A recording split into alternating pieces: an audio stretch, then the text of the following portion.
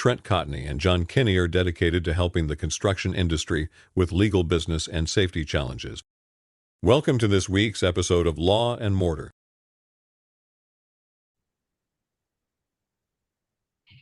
Hey, this is Trent Cotney. I'd like to welcome everybody to another episode of Law and Mortar. John, how you doing?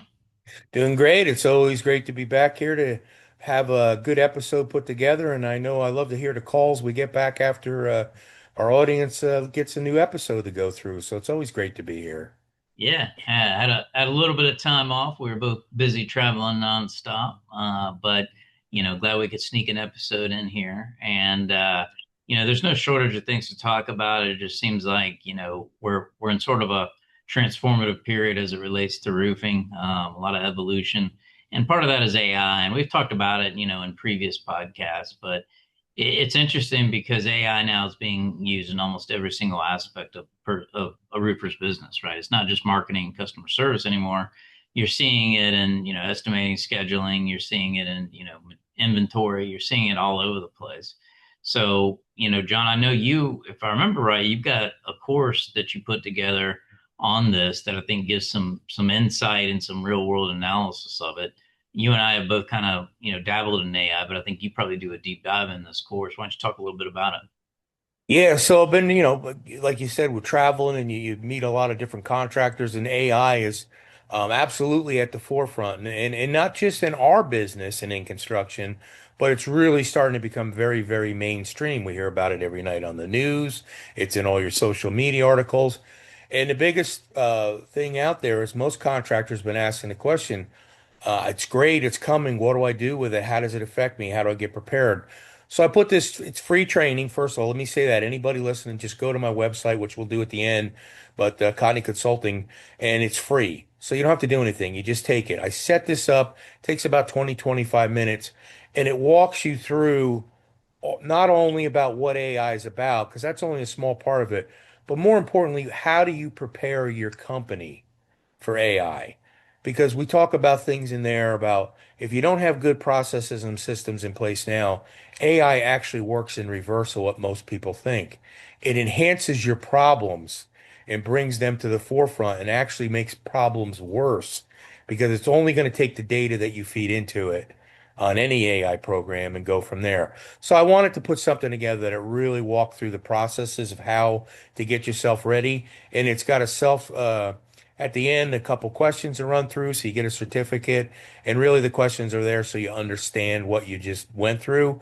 And more importantly, you can download your own workbook to take to your company and go right through it with your own team members about where you're at and where you think the three stages of implementing AI in your company would be. So it's totally informational out there for the folks. Yeah, that's incredibly useful. I had, traveling on the road, a lot of the questions that I get are probably the same as yours. Where do I start? And you hear about all this, and sometimes the easiest thing is just get in there and do it, right? But I Yep. think having that guide and having that process is incredibly important. I gave an example here recently of a contractor that got in trouble. They used AI to come up with some uh, uh, display and what a project would look like upon completion, and used it in their slide deck. And this association, claimed that the finished product didn't look like that, and use that as a basis of a claim for misrepresentation against the contractor. So, Wow. I've talked about making sure that your contract talks about that, saying, "Hey, until I get boots on the ground and I can see stuff with my eyes, everything that I present to you is conceptual, and don't take it as the gospel." So it's interesting because the use of AI and the expansion within our industry is happening exponentially. It's so remarkable how quickly it's developed and adapted to what we do. And I think the biggest selling point for it is that if it increases your efficiency, if it saves you even a half hour worth of time, that's going to be another half hour that you've got to put towards selling or working on the business rather than having to focus on stuff that, AI can do for you. So incredibly useful tool, and excited to kind of see that. And I'm going to check out your training when we're done here. That sounds like it's going to be useful. Um, another It'll thing that's definitely help.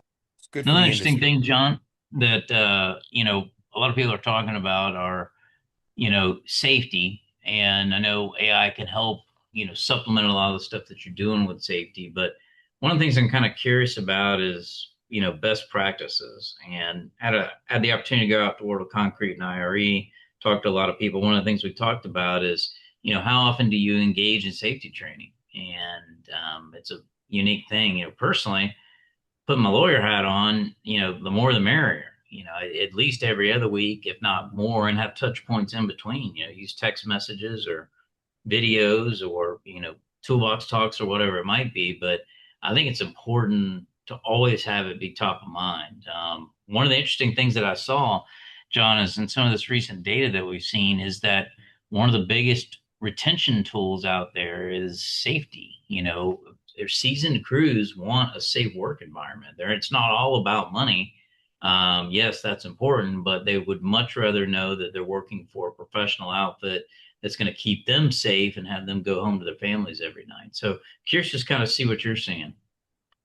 Yeah, I mean, definitely for a fact that I think people, let's start at the crew level if you're working there. I think it's been that way for a while when I was a contractor as well. If you're a safe operating and you actually have a true safety environment in your company, your retainage is a lot better than if you don't have that for sure. Because people, look, we work in an industry where if you are unsafe, your chances of dying are pretty good. So it's not like you're just going to get burned or get a cut. There's a lot of the things come to it. But I would say for me, operationally thinking, once a month, every company should have a full-blown safety meeting that lasts about 30 minutes to an hour, where you're really covering the topics that need to be covered, right? I think going beyond that is a little rough to get scheduled, but that's 12 meetings a year. Then I really think the next level is the toolbox talks. I think it should be done weekly with your foremans. All right. And then your foreman should take that information and how the best way I've seen that go from the foreman level to the field is your daily huddles. First thing every single morning before a crew hits a roof, that should be a 5 minute to 10 minute maximum huddle where your first thing you're going over is the day's events and the safety. So I think that's the greatest way to get into an operational safety mindset, into your field. So those are my thoughts on it, and they seem to have worked very well for me throughout the years in the industry.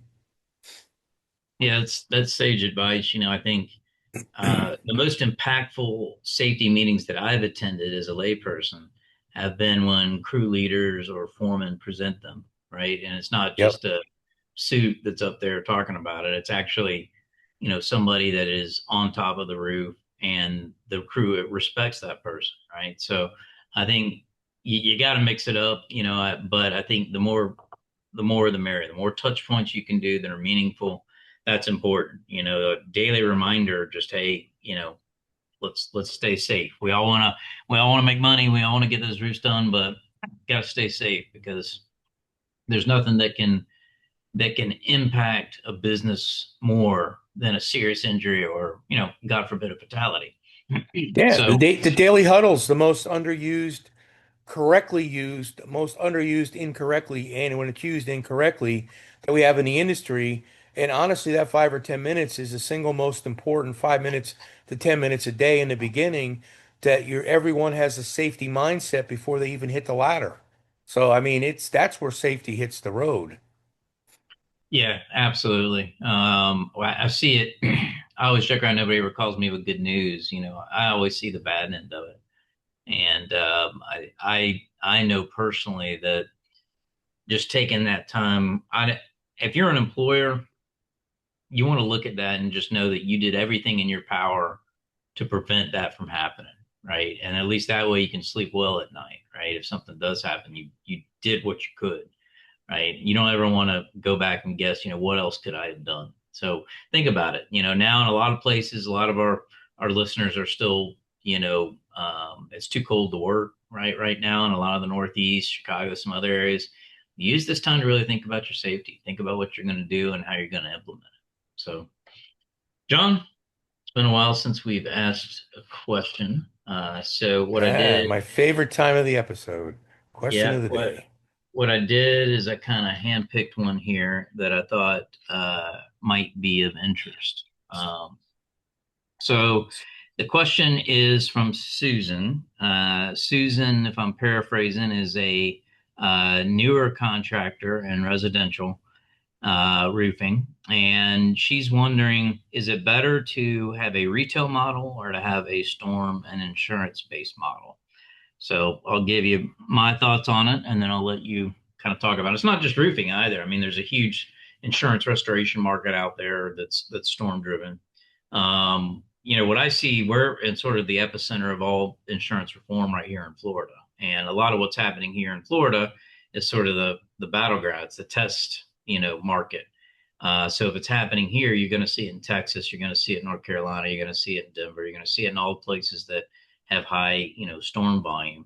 I think the insurance and storm market is changing rapidly, and I think you're going to start seeing more and more, insurance companies looking to exclude or limit hail type claims. I think you're going to continue to see legislation that cuts against, a lot of the stuff that's going on. I think some of the pricing is going to come down. I think you're going to start to see more of, insurance and storm-based pricing be similar to retail. So I think it's going to be a few years, but I think the day of a contingency type contract is over. I really think you're looking to insurance first, but at the end of the day, if the insurance doesn't pay, you're looking to a homeowner to pay. Retail, in my opinion, John, is a much easier and more predictable in a lot of ways models, because you're building fundamentals. You're not entirely based on storms, and you're not beholden to insurance in some markets. But I'm curious to see what you think. Yeah, no, you gave a great layout of it. So looking at it from an operational standpoint, business strategy, you always want to mix a business, and I think you're absolutely right. I think the most struggle that I'm seeing out there are people that did exclusively the majority of their business in insurance work and, storm work, because it has changed so much. It's becoming more and more difficult to operate profitably in that field.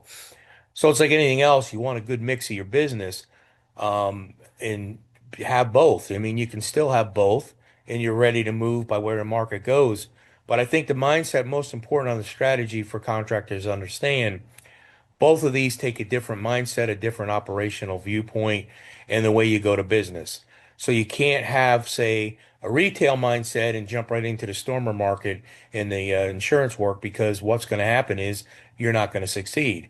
And the same thing goes reversing. If you're used to doing more insurance claim work, getting into the retail end takes some getting used to and training and understanding and getting your strategies. But is it doable? Yeah, 100% doable. So that's the only thing I would add on to what you said. You're correct about it changing in the marketplace. Yeah, it's going to be interesting to see what the next few years look like. It definitely seems like the height of the storm market is, we're kind of on a downswing at this point. I think a lot of it has to do with regulation and just insurance changing things. I mean, they're looking to make money, and if they feel like they're losing money, you can guarantee there's going to be policy changes. So stay tuned on that. Well, John, we are at the end of another episode. As always, if anybody has any questions for me, you can reach me at trent.cotney@arlaw.com or anywhere social at Trent Cotney. John, how can they get you? Same way, you can get me at my email at jkenney@cotneyconsulting.com or at John Kenney on social media, and you look right up. Yeah, and don't forget to check out that free AI training module you've got on cotneyconsulting.com. I think it'll be well worth your time. As always, we appreciate you guys. We look forward to talking to you next time. Stay tuned for another episode of Law and More. See you next time.